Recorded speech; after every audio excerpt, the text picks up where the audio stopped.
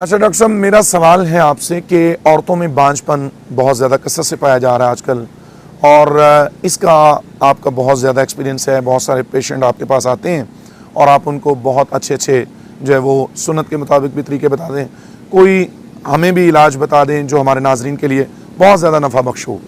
मेरे मोहतरम भाइयों और बहनों, इनफर्टिलिटी, बांझपन, ये मर्दों में हो तो उसका इलाज, और अगर औरतों में हो तो उसका इलाज कैसे किया जाएगा।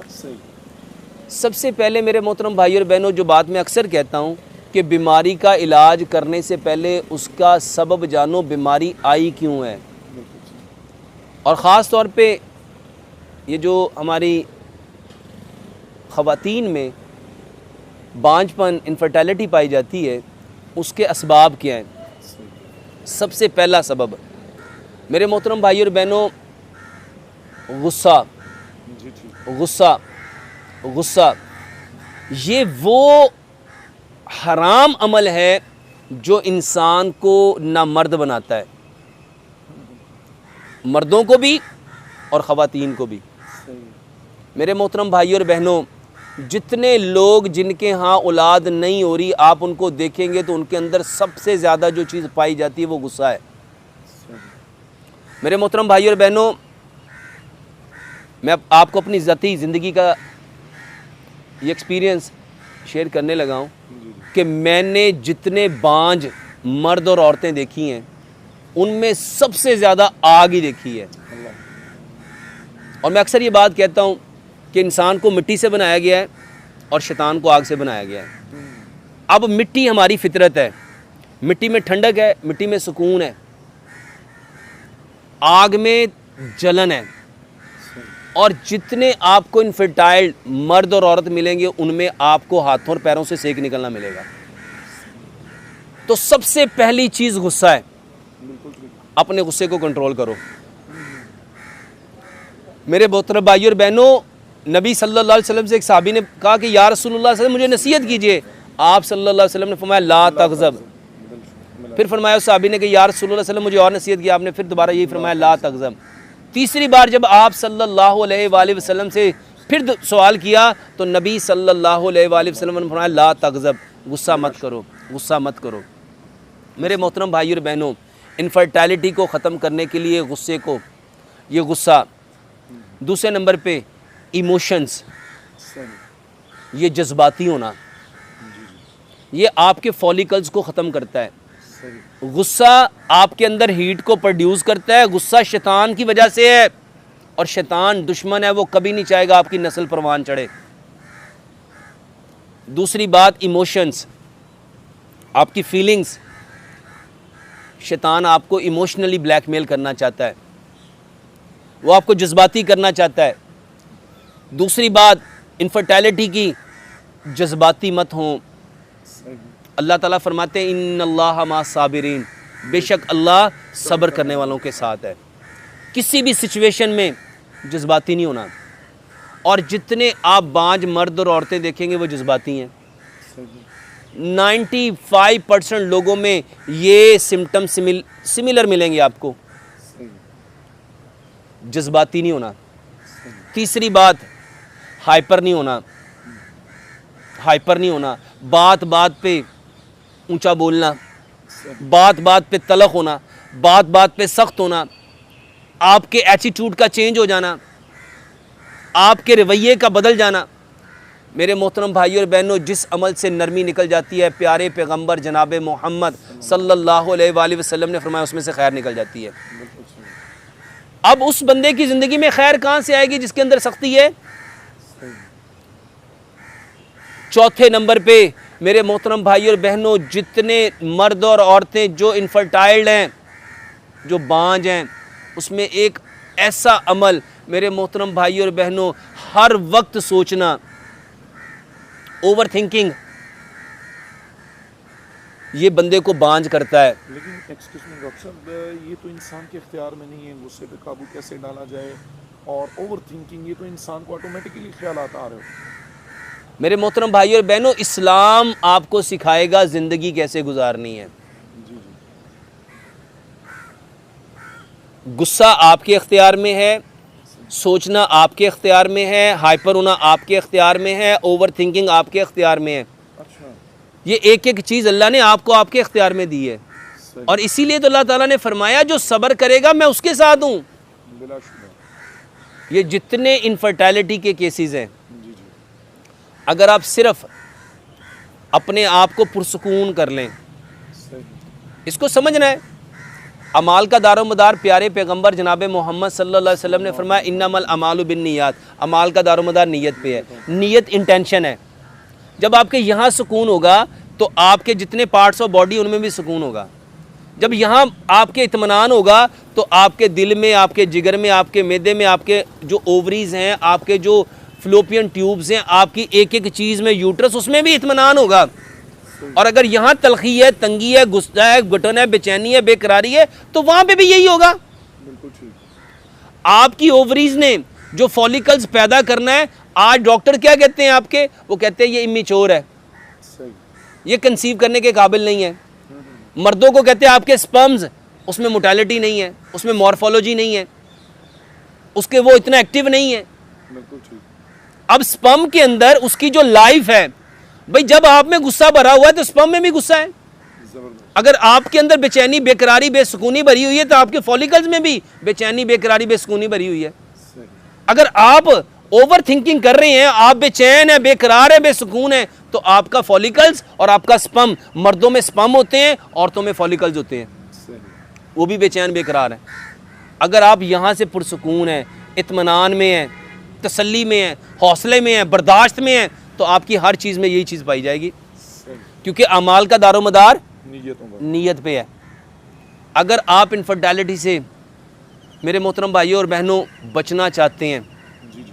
इससे निकलना चाहते हैं, अपनी नस्ल को परवान चढ़ाना चाहते हैं, मेरे मोहतरम भाइयों और बहनों, इससे कुरान से जानिए, कुरान से जानिए अल्लाह सुब्हानो ताला। अच्छा, ये आज लोग समझते हैं पता नहीं ये कितना बड़ा कोई गुनाह है, एक बंदा ना मर्द हो गया, अल्लाह उसकी नस्ल को नहीं चलाना चाहता। मेरे मोहतरम भाइयों और बहनों, कुरान ज़करिया अलैहिस्सलाम जब 100 साल के हुए थे तब उन्होंने अपने रब को पुकारा था अल्लाह अकबर। कि अल्लाह मुझे वारिस दे। बिल्कुल सही। और जब अल्लाह ताला को उनको पुकारा, अल्लाह ने कहा ठीक है हम वारिस देंगे, और अल्लाह ने कुरान में फरमाया, हमने उनको खुशखबरी भी दी और याहिया नाम भी दिया। रब्बी ला तज़रनी फर्दम व अंत खैरुल वारिसीन। अब उनको वारिस भी मिला। इब्राहीम अलैहिस्सलाम जो अल्लाह के खलील हैं, उनको 86-87 साल की उम्र में अल्लाह ताला ने बेटे से नवाजा। मेरे मोहतरम भाइयों और बहनों, इस बात को समझना है कि हमने ये जो इनफर्टिलिटी की कॉज है सबसे पहले उसको ठीक करना है। बिल्कुल सही। अच्छा, ये सारी बातें आपके इमोशन के, आपके ब्रेन के साथ जुड़ी हैं, और आपका ब्रेन हार्मोन के साथ जुड़ा हुआ है। सही। और आज डॉक्टर इन सारी बातों को कहते हैं इट इज़ हार्मोन डिसऑर्डर्स। गुस्सा क्यों आता है? वो कहते हैं ब्रेन में कुछ केमिकल्स होते हैं उसके इनबैलेंस होने की वजह से। इमोशन क्यों होता है? इनबैलेंस होने की वजह से।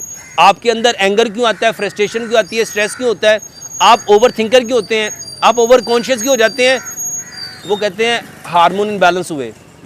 इट इज़ हार्मोन इनबैलेंस होने की वजह से, और इसको कहा जाता है हार्मोनल डिसऑर्डर्स। और इनफर्टिलिटी को जोड़ा गया आपके हार्मोन्स के साथ।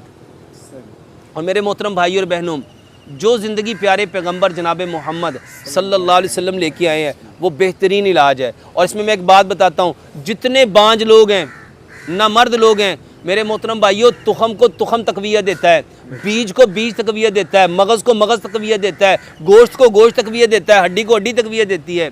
मेरे मोहतरम भाइयों और बहनों, जब मैंने लोगों को बताना शुरू किया मगज़ खाओ, मगज़, बादाम, काजू, पिस्ता, अखरोट, सफ़ेद तिल, खशखाश, सौंफ, किशमिश, चारों मगज़, अलसी के बीज, फुल मखाना, ये मगज़ियात हैं और ये इनफर्टिलिटी का बेहतरीन इलाज है। और अल्हम्दुलिल्लाह जब हमने लोगों को ये बताया, लोगों ने अमल किया, लोगों के स्पर्म भी एक्टिव हुए, स्पर्म काउंट भी बढ़े, एजोस्पर्मिया ख़त्म हुआ, लोगों के अंदर फॉलिकल स्ट्रॉन्ग हुए। बिल्कुल सही। जब आप में सब्र आएगा, जब आप में हौसला आएगा, जब आप में बर्दाश्त आएगी, जब आप में इत्मीनान आएगा, राहत आएगी, तस्कीन आएगा, तो आपके फॉलिकल्स कैसे होंगे, आपके स्पर्म कैसे होंगे।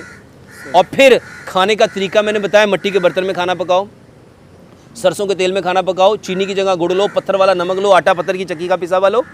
सुबह का खाना पेट भर के खाओ, क्योंकि सुबह का वक्त खैर बरकत का वक्त है 60%, दोपहर का खाना 30%, रात का खाना मगरिब से आधा घंटा पहले 10%। खाना खाने से आधा घंटा पहले पानी पियो, 1.5 घंटा बाद पानी पियो। फिर मगज़ को मगज़ तकवियत देगा, बीजों को बीज तकवियत देंगे। और दुनिया में सबसे बेहतरीन बीज ब्लैक सीड है, कलवंजी वो काला दाना है जिसमें मौत के सिवा हर बीमारी की शिफा है। और मेथी दाने के बारे में फरमाया, अगर लोगों को पता चल जाए इसके कितने फ़ायदे हैं, लोग इसको सोने के वज़ खरीदें। तो ये कलवंजी और मेथी दाना मेरे मोहतरम भाई और बहनों इसके लिए बेहतरीन इलाज है।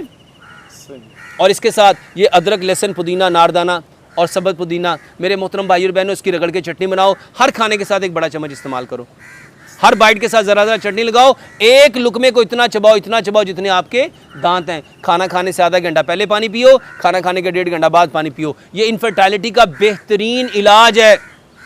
और सिर्फ इनफर्टिलिटी का नहीं मेरे मोहतरम भाई और बहनों, ये मौत के सिवा हर बीमारी का इलाज है। इस्लाम वे ऑफ लाइफ है, कोड ऑफ लाइफ है, पैथ ऑफ लाइफ है। और इसके अलावा वो चीज़ें जो हमारे रब ने हमारे लिए पैदा की मेरे मोहतरम भाइयों, उसमें ज़ैतून है, उसमें मछली है, उसमें दूध है, उसमें आपके फल हैं, सब्जियां। एक बात को समझो, जो चीज़ अल्लाह ने जिस तनासुब से पैदा की है इंसान को उसको उस तनासुब से लेना चाहिए। फल और सब्जियां अल्लाह ताला ने 70% पैदा की, ये 70% खानी चाहिए। अजनास अल्लाह ताला ने 20% पैदा की, ये 20% लेनी चाहिए। और जो डेयरी प्रोडक्ट थी, दूध, दही, लस्सी, मक्खन, घी, मटन, बीफ, चिकन, अंडे, दूध से बनी डेयरी की प्रोडक्ट, दूध से बनी बेकरी के आइटम, दूध से बनी सारी स्वीट्स और आपकी सारी सी फूड्स और आपका देसी और ब्रॉयलर चिकन, ये 10% खाना था। बीमारी ये है जो 70% खाना था वो खाया ही नहीं, और जो 10% खाना था उसको 90% तक खा लिया। मेरे मोहतरम भाइयों, फल और सब्जियां कार्ब्स हैं, ये कार्बोहाइड्रेट्स हैं, ये आपकी बॉडी की 70% नीड है। और ये जो अजनास है जिसमें गंदम, चावल, चने, दालें, जौ, बाजरा, ज्वार, मक्की और सारे मसाला जात, ये प्रोटीन्स हैं, ये आपकी बॉडी को चाहिए 20%। और इसी प्रोटीन में आपका वाइट मीट है।